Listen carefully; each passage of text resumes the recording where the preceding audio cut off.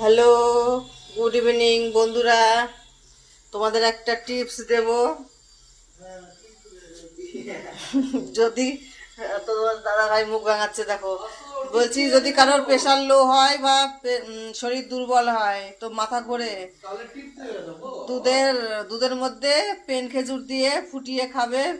পরপর 3 দিন খেলে প্রেশার ঠিক হয়ে যাবে, দুর্বলতা কেটে যাবে। দেখো আমি দুধ ফোটাচ্ছি। গালে এইভাবে টিপ দিয়ে দেবো। ফুটছে দেখো, 10 মিনিট ফোটাবো। পেন খেজুরটা সেদ্ধ হবে দুধের মধ্যে, সেদ্ধ হলেই নামিয়ে খেতে দেবো। 3 দিন খেলেই প্রেশার লো কেটে যাবে, আর মাথা টাথা ঘুরবে না। আমি এটা খুব খাই, আমার হিমোগ্লোবিন কম শরীরে, মাঝে মাঝে মাথা ঘোরে, তাই মাঝে মাঝেই খাই। ঠিক আছে, রাখছি, ওদেরকে এবার দেবো খেতে। কে কে খাও সেটা বলবে। আর যারা জানো না এটা খেলে দুর্বলতা কাটে, তারা অবশ্যই খেয়ে দেখবে।